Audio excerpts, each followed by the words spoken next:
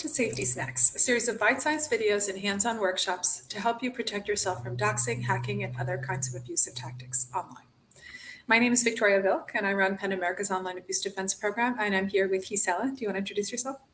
Yeah, hi. Pleasure to be here. My name is Gisela Perez de Acha, and I'm an investigative reporter and a digital security trainer. So this week, we're going to focus on how you can protect yourself from hacking. Most of us have multiple devices. We've got laptops, desktops, cell phones, and we have dozens of accounts, email, banking, social media.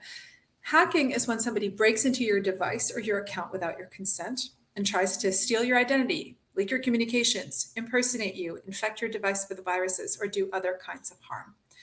The good news is that there are very concrete steps you can take to protect yourself from hacking. And the two most effective steps are using long, complicated passwords and setting up two-factor authentication. One way to think about it is that your devices are like your home. You lock your doors to protect yourself, your loved ones, and your stuff from intruders. By using long, complicated passwords and turning on two factor authentication, you're basically putting not one, but two locks on your door. In this episode, we're going to explain what two factor authentication is, how it's going to protect you, and how to set it up. And then in the next episode, we're going to explain what we mean when we talk about practicing password hygiene. So, Gisela, what exactly is a factor and why do I have to have two of them? Love this question, Victoria, because it sounds super technical, but actually a factor is just a layer of security. So the more you have, the better off you will be. Basically, when you log into your account, any account, your first factor will be your password. It's the key that lets you into the first lock of your door in the metaphor that you were using. But what if your first factor fails? Let's say someone steals your password or someone steals your key. Turning on two-factor authentication gives you that extra layer of security. So think about it like a deadbolt on your door. That second factor is the key that opens the deadbolt. Here's how it works. First, you set up two-factor authentication on a sensitive account, like your bank, your email, or your social media. We'll explain how to do that in a minute, but the website that you're seeing here on the screen has great tips and forms to go about it. So when you go to log into your account, you will be, as normal, required to enter your username and password. And you will be required to take a second step before you're allowed into your account. Usually, that second step will involve entering a special kind of code. More on that in a minute, too. Thank you, Gisela, for humoring me with my love of metaphors. I appreciate it. So you've convinced me that setting up two-factor authentication is a good idea, and I know that there are multiple ways to do it. So talk us through each of the ways that you can set up two-factor authentication. Okay, there's basically three ways to go about it. One option is to have a code texted to your phone number. This is what is usually the default on most social media platforms, at least.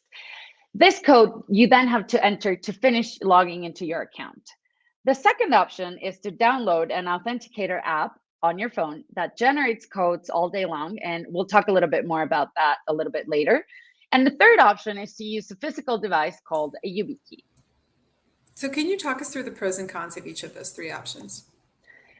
Yeah, that's actually a very interesting question. I think the most popular method is definitely having like I said before, an authentication code texted to your cell phone. But we don't actually fully recommend that because of something called SIM hijacking, which I have actually had happen to myself once. So, SIM hijacking is basically when a scammer calls your cell phone company and pretends to be you in order to trick them into rerouting all the traffic from your existing cell phone into a new number. Once they do that, the hacker can get access to your authentication codes, which would then provide them access to your sensitive accounts. Now, if you really love this method and you're like, oh my God, Gisela and Victoria, you're crazy. I already have set up two-factor authentication like this. Well, we recommend that you take just a little extra step to protect your SIM number, or your SIM account, and your SIM card. Just call your cell phone provider and ask them to set up a PIN so that no one can make any changes to your phone number or your SIM card without providing that PIN number first. So that's the first option. The second option is probably what I would recommend for most people, which is downloading an authenticator app like Google Authenticator or Authy. These apps are constantly generating random codes all day long. And when you need the code, you open the app and grab the relevant code to put it on the website that you're trying to log into. For some of you who are familiar with mobile banking, before we used to use physical mobile tokens. So it's a little bit like that, except in an app on your phone. The codes expire really quickly, which actually makes them even more secure. The third option is what I use, but it is definitely more recommended for people who do riskier things. It's a physical device called a YubiKey, and this is actually the most secure possible option and the best for folks like me who cover white supremacists or narcos. But Victoria, you don't cover white supremacists or narcos. No. What do you prefer to use? Luckily for me, I don't cover white supremacists or narcos, so I don't have the kind of security concerns that you have to navigate. So I actually use an authenticator app, specifically Google Authenticator, which I've linked up to my Gmail, Facebook, Twitter, Insta, LinkedIn, a whole bunch of other accounts. Honestly, it works great, but I didn't set it up all at once. I had to do it over time. Mhm. It takes time. So I just did it kind of a little bit at a time. And what I recommend for everyone here is to start by making a list of your most sensitive accounts. Think, like I said, email, banking, social media, etc. And actually feel free to pause now if you like during this video and make that list of your most sensitive accounts. So once this video has wrapped up, go ahead and work your way through setting up two-factor authentication on at least some of the accounts that you jotted down. And the easiest way to do it, honestly, is to just Google, how do I set up two-factor authentication on Twitter or on Facebook or on whatever platform you want to do it. But here's one thing that's really important to keep in mind. Most people use their phone to receive codes. Either it's texted to them or they use this authenticator app like we just mentioned that they downloaded on their phone. The problem is that if you break or lose your phone, let's say you're riding your bicycle and your phone falls off and then you ride over it on your bike, which is what I did last week, you could lose all of your codes and get locked out of your sensitive accounts.